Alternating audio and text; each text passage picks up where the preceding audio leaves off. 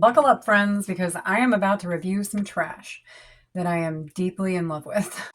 Welcome back to Final Girl Friday. My name is Molly, and sometimes I make videos shining a spotlight on forgotten or heavily criticized horror films. I haven't made a new video in a couple of weeks because...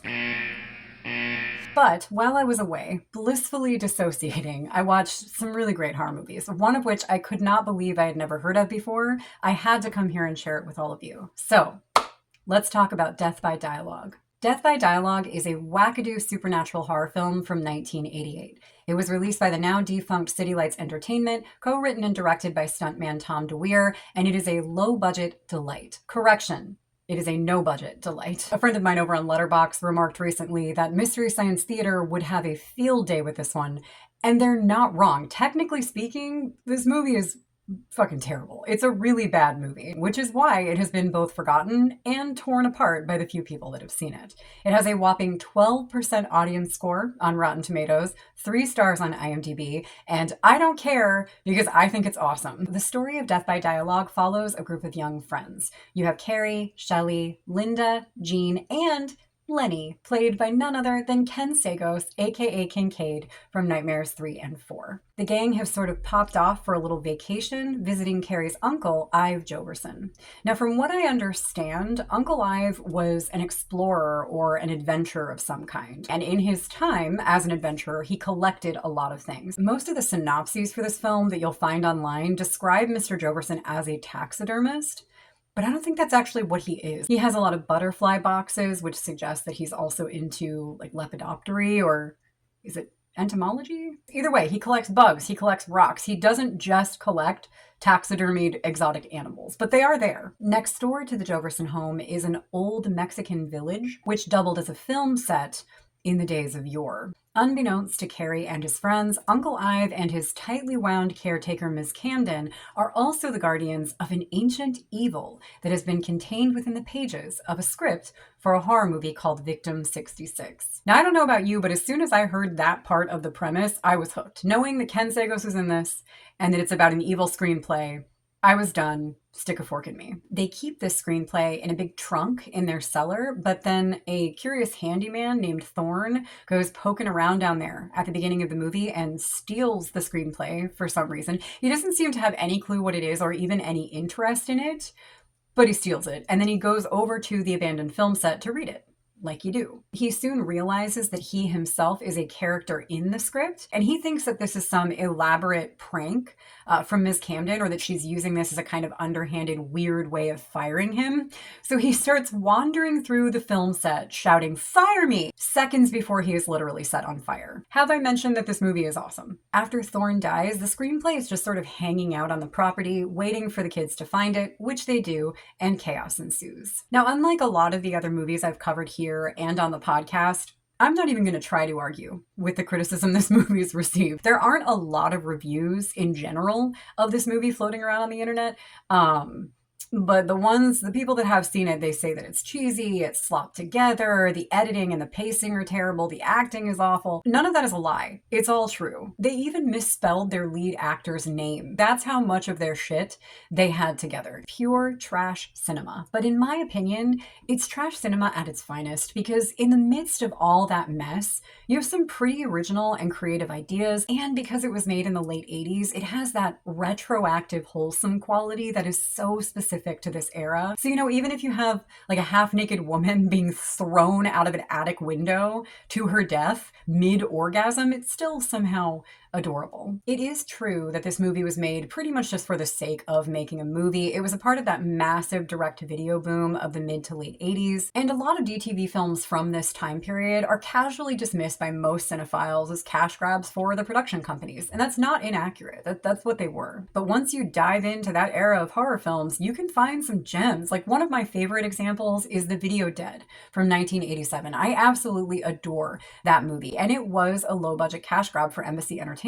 But the director, Robert Scott, was very passionate about that project, and he worked really hard to get it made. It's funny and weird and surprisingly innovative at times, considering that it was also ripping off like 30 other movies. You've also got Hack-O-Lantern from 1988, which To be honest, Hack-O-Lantern kind of makes Death by Dialogue look like a masterpiece. Hack-O-Lantern is garbage, but god damn it if I don't love it. And then of course you have a slew of entertaining direct-to-video films from Full Moon released around this time. I think most notably Puppet Master from 1989. So what I'm getting at here is that just because a movie was released direct-to-video does not mean that you can't find some art therein, you know? And in the case of Death by Dialogue, I personally feel that its art lies in the crew's lack of experience. The majority of people working on this film had really not done much beforehand. Or if they had one area in which they sort of specialized and they were branching out for this movie. And that inexperience led to some really weird and creative choices that I personally think work really well. For one thing, you have the meta element, which wasn't exactly unheard of at this time,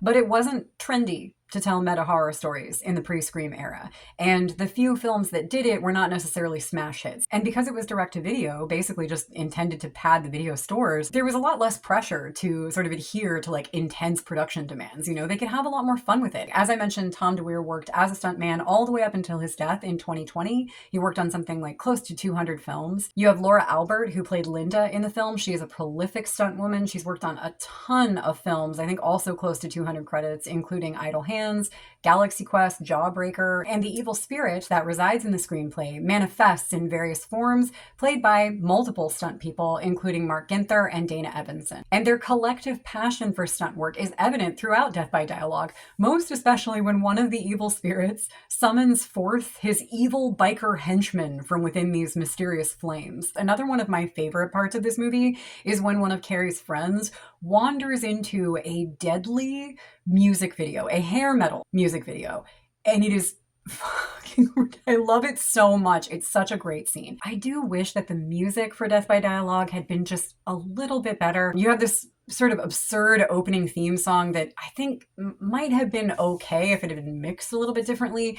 And then the music playing during that deadly music video, the song is called When the Axe Comes Down. It is hilarious within the context of the film. It's a fine song, but it's nothing compared to Devil's Son by DC Lacroix in Hack-O-Lantern, okay? That movie may be pure garbage and even worse than this one, but I fell down a rabbit hole of DC and Sylvia Lacroix after watching Hack-O-Lantern because the song Devil's Son is fucking amazing. But I digress.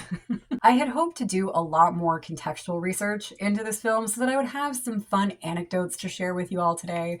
But there's almost no information about Death by Dialogue or the making of Death by Dialogue available on the internet. I can't confirm that it's self-aware. I can't confirm that it knew how bad it was and leaned hard into that. I like to believe that that's true. I mean, come on, the taglines for this movie alone suggest that there had to have been a little bit of self-awareness. One of the taglines for this movie is just horror, which is one of the most ridiculous things I've ever seen in my life. I also wanted to talk about Tom DeWier's only other film, the only other one that he ever directed and co-wrote, which is Contra-Conspiracy.